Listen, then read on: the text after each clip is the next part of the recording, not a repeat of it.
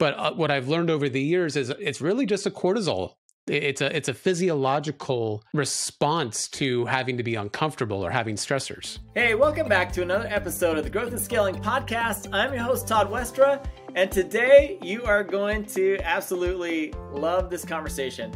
I call it a conversation because it wasn't as much of an interview about his growth and scaling journey, because our guest today is entirely focused his career around helping people grow and scale their businesses. Now, he's got a specific niche and a specific industry that he works within because he was a founder previously in that industry, which gave him a lot of insights into how to help his audience the best, which is awesome. Built a large community, built a lot of different training curriculum, and worked with people one-on-one to the degree that honestly makes me dizzy thinking about how many people he was able to help in their growth journey.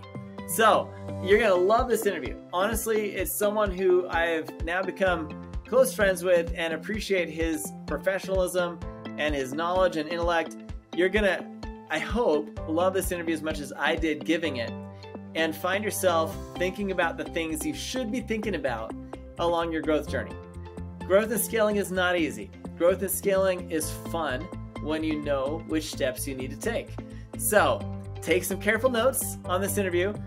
Pay attention to the cues that we're talking about and the things you should be paying attention to in your growth journey so that you don't trip yourself up and fall flat on your face as you're growing your business from launch into a solid growth and scaling trajectory.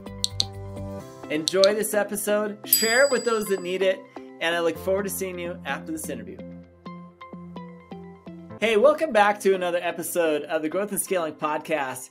Today, I am super stoked to have on with us someone who has grown and scaled his own businesses, helped other people grow and scale their businesses, and is just a wealth of information. So, Kyle, fill us in, man. Who are you? And what do you do to help other people?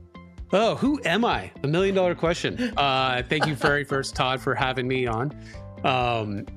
I've kind of got this moniker lately that people have been calling me their Chief Accountability Officer. Over the last 20 odd years, I've been a turnaround guy. So a lot of companies I've worked for, whether it was in the beginning, technology retail, going store to store, getting them to go from underperforming to overperforming, or small business tech companies, software, IT, consulting, as a hired CEO to do the same thing. So over the years, I've built a system of tools and platforms and facilitation strategies to find ways to get either myself, my own businesses, or my clients' businesses to grow and scale, just like you're kind of doing, Todd. I love it. I love it. Now, I love guys like you because you are, you hold a bullwhip silently in your hand, trying to get these guys to kind of perform the way they're supposed to, right? That's a little aggressive, but yeah, they're right. So Theodore Roosevelt always used to say, "Speak softly and carry a big stick." Right. No, I love it. It's not as aggressive as it may sound to say it binary, right? To say it black and white. Right. I think it feels that way at times, but what I've learned over the years is it's really just a cortisol. It's a physiological response to having to be uncomfortable or having stressors. Right. Now, Kyle, you and I have had a healthy conversation before this interview, and I know a bit about your background and how you've kind of come to do what you do. This isn't something that comes natural to most people, but tell us a little bit of your backstory into how did you know how to help the people that you've helped in your business? Because you mentioned a couple verticals right there in your little intro, but how did you get to know how to help these guys? Ooh, there's a long story about jumping the wrong train and growing up on a horse ranch.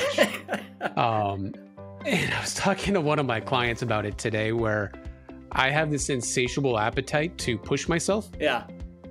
And everyone always asks me like, "Oh, how did you do it?" I'm like, I can never give you the advice on how I do it, because my 12 hours a day work shifts is just because I love doing what I do.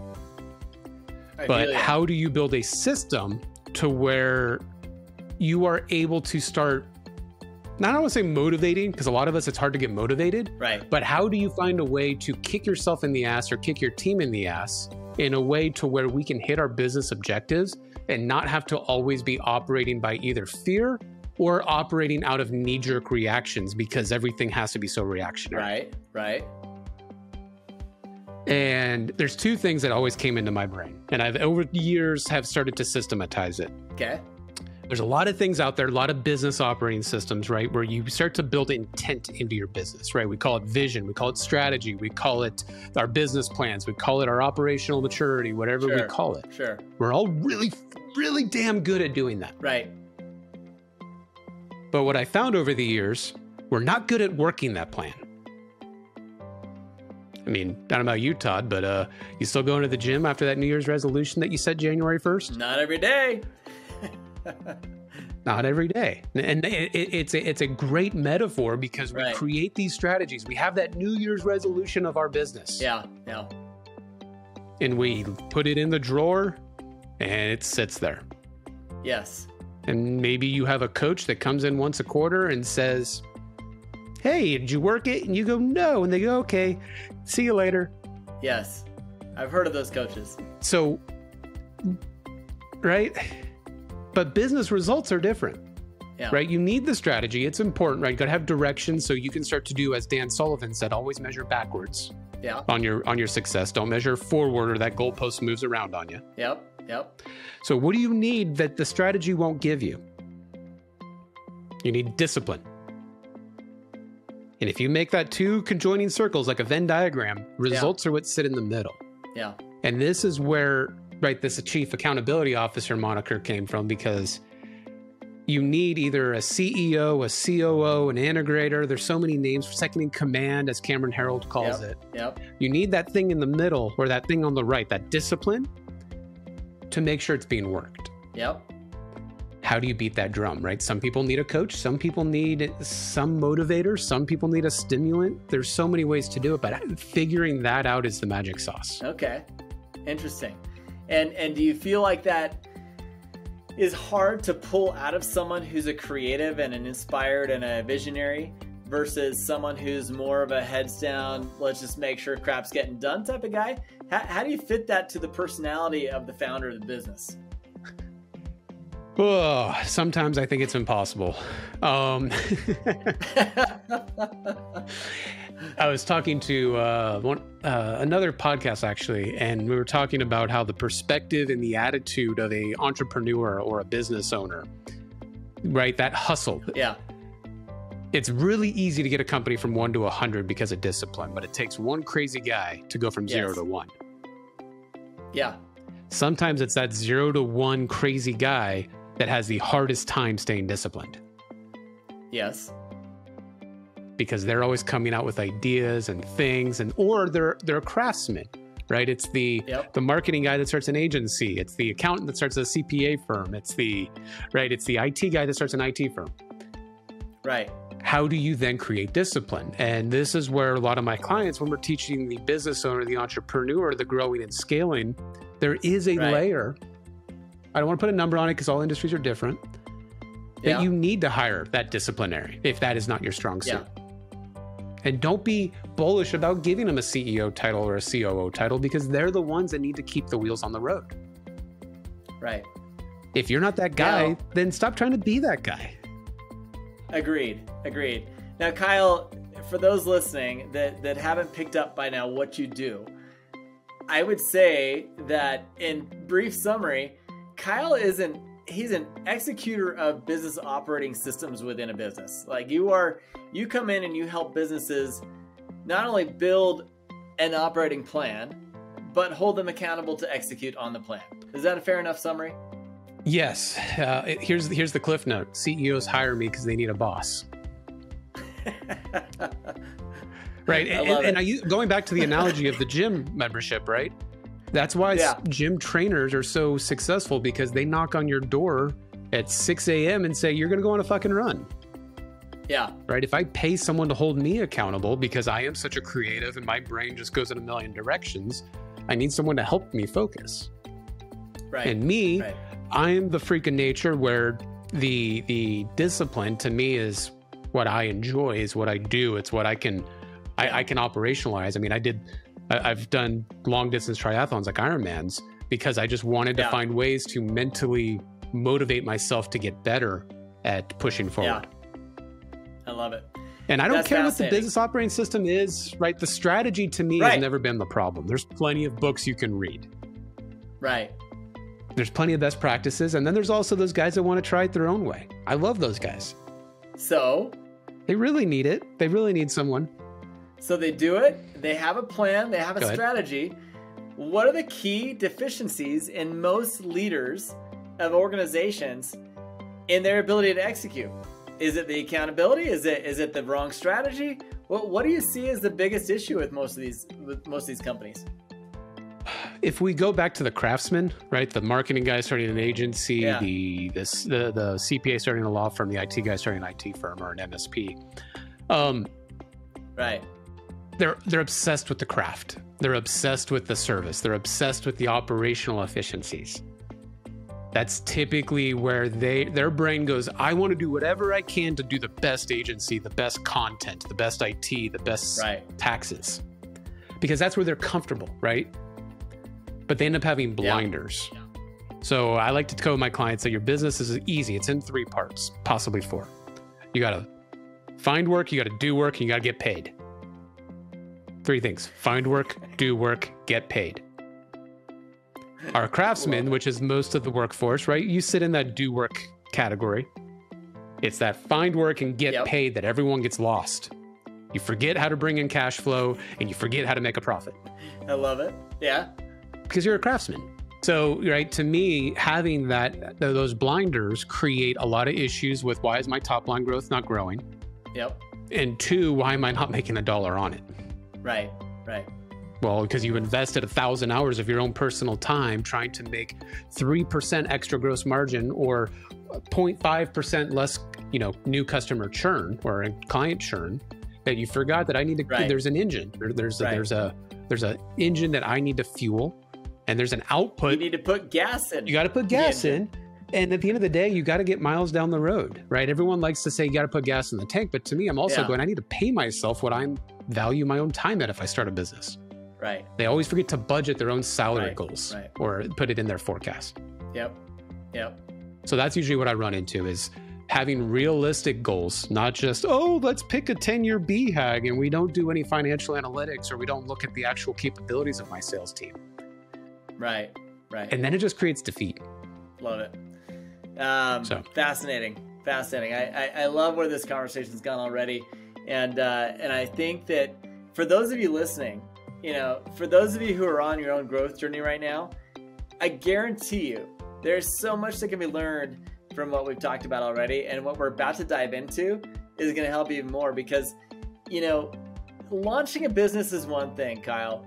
Like, you put all this energy and the founder is like they're at the helm of everything, right? Like they got their finger on the marketing, they got the finger on the sales, they got the finger on the product, and they're just kind of pushing everything with their own will forward. But now you're at a stage where you're growing and you've kind of launched and you're floating around going, dude, we're making money. This is awesome. How do they grow and scale? Like what does that next stage look like from your perspective if there's no operating system, but it was just the sheer will of the founder to get it where it's at? Like what got them to that next step or what's going to get them to that next step? What's going to get them the next step? Because the founder's going to burn out. Oh, they've already burned out by this point. Yes. Right? Yes. Most of them need to learn, and this is kind of, there's 2 big lessons that you learn, I think, as a business owner. Yeah. Well, and you learn it whether you're ready or not, right? Right. First is that first payroll that makes you sick to your stomach. The first time you learn that lesson to where you're looking at your savings account and you see on the calendar that payday is tomorrow and you literally want to throw up, that is the very first lesson you learn in cash flow as an entrepreneur. And until you've learned that lesson, I don't think you're an entrepreneur. I love that. Because to me, there's a risk that you're trying to scale, but you got to take that leap of faith.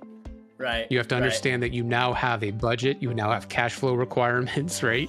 You now have to spend money every single week, month, year. The second is kind of similar to it, which is that's a necessity, because the only way your business will grow, especially in the professional services world, you have to have people. Right. You have to delegate fast enough, and you need to know those circuit breakers of when do I hire that next sales rep? When do I hire that new marketing guy? When do I hire that new service employee? And you cannot cling to your dear life, that service that you are so much cherish, right? The CPA or the IT or the marketing guy that starts an agency. Right. You have to learn that you are no longer the professional. You are no longer the craftsman. Agreed. You are the business owner. Yeah, it's the E-myth, right? And that is the next thing. The faster you learn how to do that, the faster you will grow and scale. Right. Hey there, friends. This is Todd.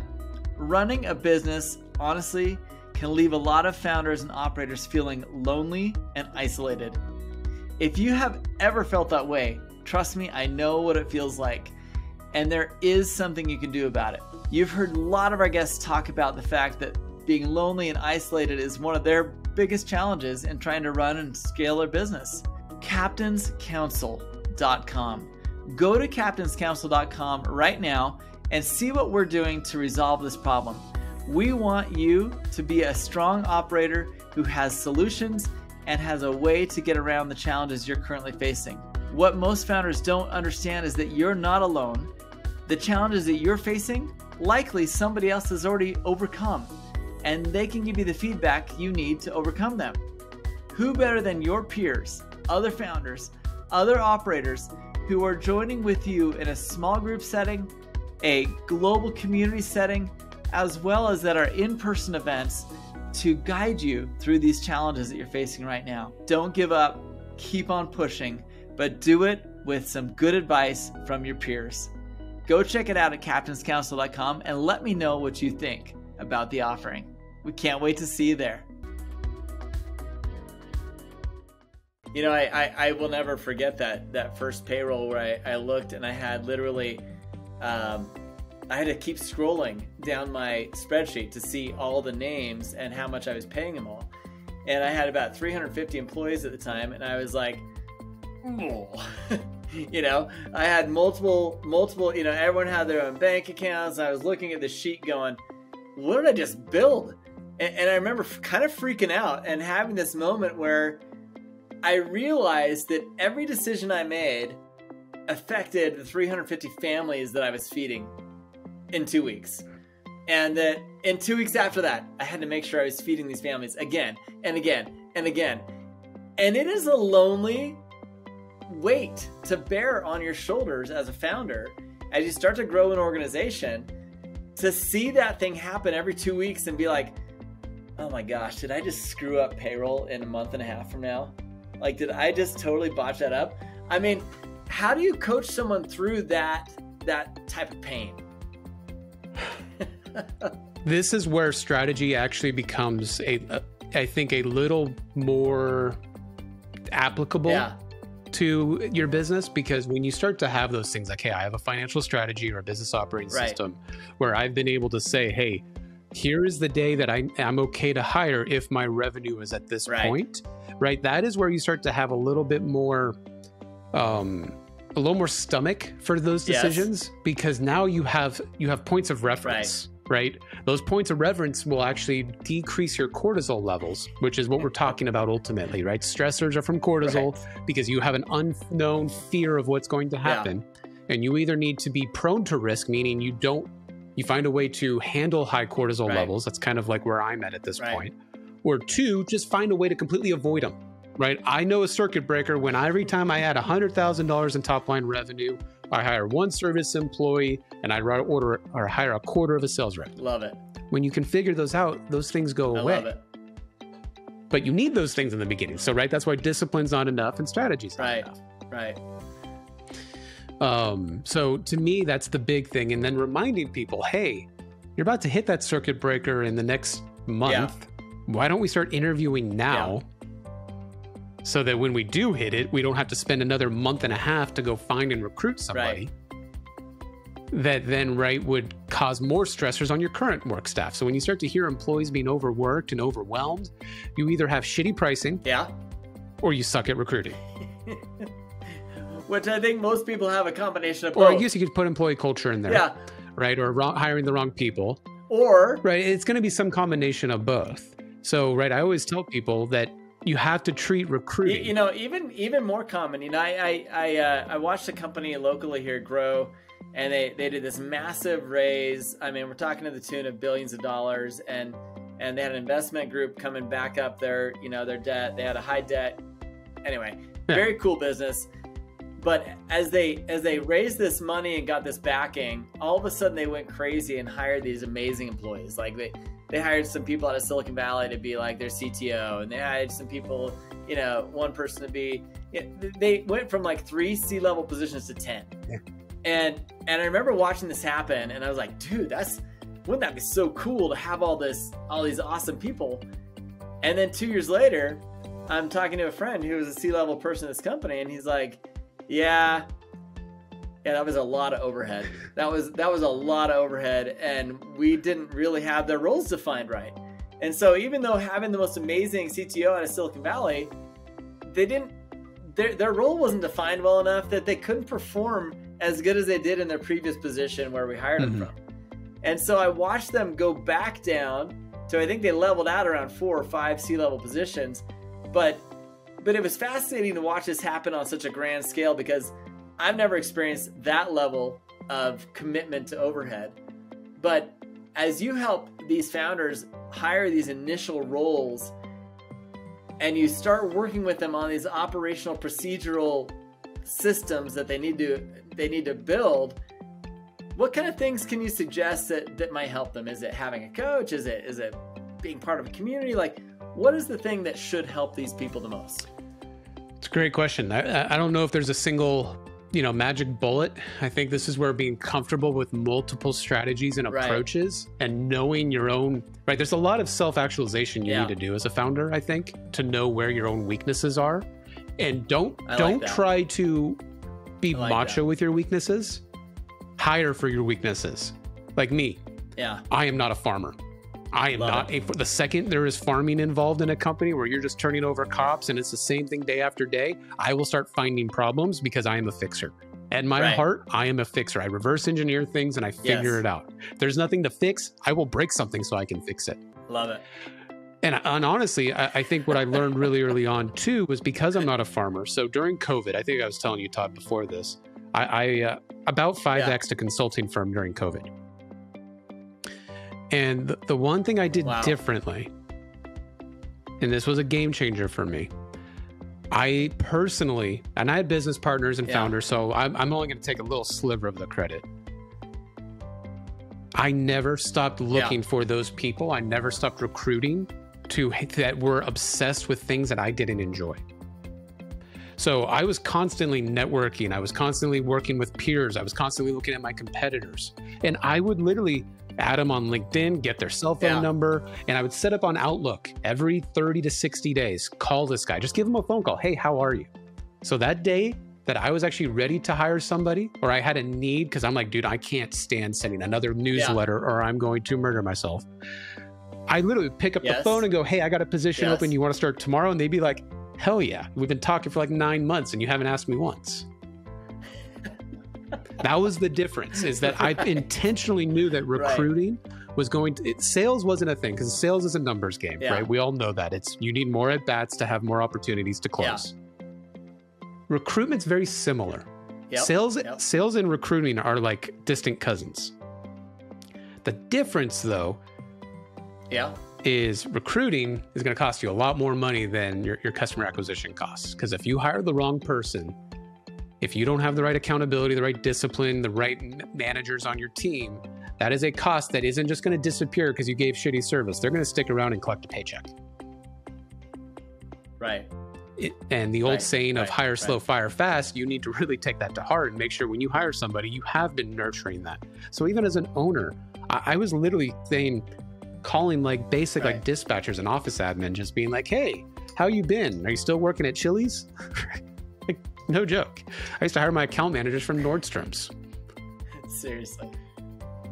So to me, I think there's an intent to knowing who in your team you need to hire over the next couple of years. And if a coach needs to help you figure that out, great, because you don't have a discipline or you're not forward thinking, then yeah, a coach might be the right guy. But if it's something where you're going like, hey, I am just a, I am the, here's a good example.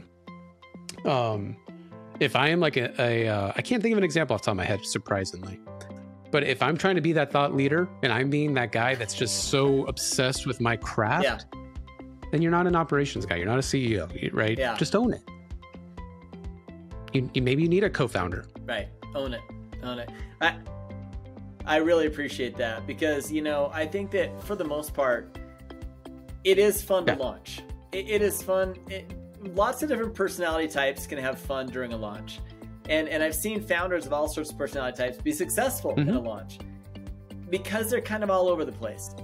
But then when it comes to the growth and scaling cycle, it really does, there is a lot of introspection that needs to happen. You need to be thinking about, you know, to your point, am I good at doing X or am I good at doing Y? And if I'm not good at X, you gotta hire that. But before you hire, I like to really hone in on, okay, if I had the perfect person doing X, what would they do? And then I make a list of all the things that I don't want to do. And I'm like, yeah, that's what that person needs to do. And then you hire to fill that. And it surprises me. It always amazes me. You know, I hired a bookkeeper a few years ago and I'm like, oh my gosh, if there's one thing I can't stand is reconciling categorizing and all that kind of crap, you know? Oh my gosh. Yeah, I hate that. And I remember hiring, every time I hire someone for that role, I almost feel guilty like I'm cheating them. Like, ooh, I just gave you like all that gross stuff. You know what I mean?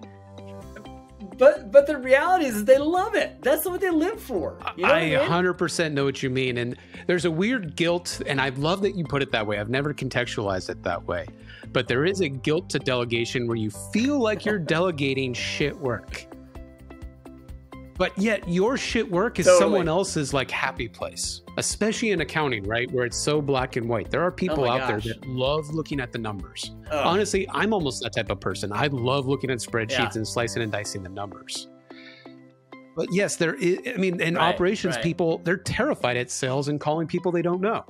But, you know, and I think that's where that exercise of find work, do work, get paid becomes so important, because if you treat it that way and you start to think of, okay, what are all the things in my company that are find work related? What are all the things in my company that are do work related? And what are all the things in my company that are get paid related?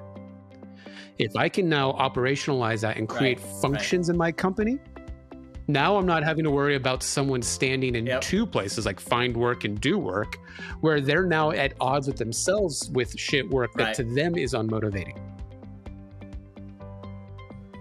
And I think that's a cool thing. You said something earlier too that I was going to comment on. But I digress. It's God, I love that. I'm going to steal that one.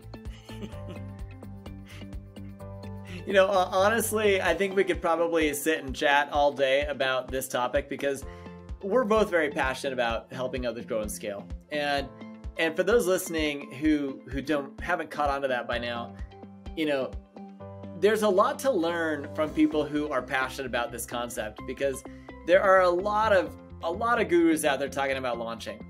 There's not as many talking about growth and scaling. And I don't know why that is, but I'll tell you right now, if you don't have someone in your corner who's kind of helping you, coach you to the next steps, post-launch can be a make or break scenario in almost every business. And I highly recommend either a peer group, a coach, mentor, follow some people on social media, do something that's going to give you some insights to get you through those next steps, because it can make all the difference in the world to you and your business. Kyle, how do people follow you? Do you still have an active community? Like, how do people get a taste of what you're doing? Is it LinkedIn? Where are you at? Right now, I'm most active on LinkedIn. Lots of videos, lots of articles. So if people want to keep looking, check me out there.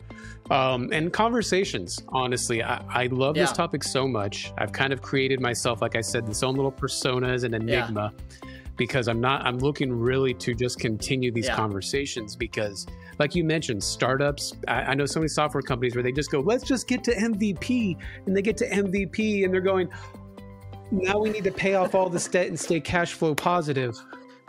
how do we do that? And it's like these 3 developers that are sitting there going, I don't know what to do next. So yes, peer groups are great. And I do a bi-weekly webinar where we just cover random positions in a company and kind of how to crack the whip on them. Love it. Love it. Crack that whip, man. You need to put a little bullwhip behind your guitars back there, and maybe a cowbell, because you can always use more cowbell. Always use more cowbell. It's funny. I actually did just order a baseball bat where they carved the word accountability into it. So Awesome. Well, dude, I appreciate the conversation. I appreciate the friendship, and I highly recommend, for those of you listening, if you haven't done so already, go follow Kyle on Instagram, on LinkedIn, and see what he's up to. It's fascinating to follow people who are as nerdy as we are about growth and scaling. Every once in a while, there's some content that may make or change your business and get it to the place where you were hoping to go to begin with. So let's hope that happens. Kyle, appreciate you being on the show. You having me. And for those of you listening, we'll catch you on the next episode. Thanks for being here. Thank you, Todd. Hey, I hope you enjoyed that episode. I loved that episode. In fact, I honestly think we could have gone talking for another couple hours about the topic. Growth and scaling is something we're passionate about. Growth and scaling is something so exciting to be involved in. And for you and your business, it should be exciting, not overwhelming. If you're feeling overwhelmed and you're feeling super stressed about what to do next, don't hesitate to jump into our community. Find out what we're doing to help other founders in their growth journey, and do it at a minimal cost. We are here to help. There are people like Kyle who are here to help. There are people all over the internet who are here to help. Don't think you've got to recreate the wheel from nothing. There are many mentors and people out there that are willing to help you, and all you got to do is ask. Jump into our growth and scaling network. Find out what we are doing to help other people, and please know that you're not alone in feeling overwhelmed about your growth and scaling trajectory. It's not an easy thing, and it's not something that they teach in a lot of schools. As you finish launching your business and you're thinking about what to do next, put a plan together, adopt a system, make sure you got things in place to hold yourself accountable and your team into what you need them to do for you. If you do this, I promise you'll find great success.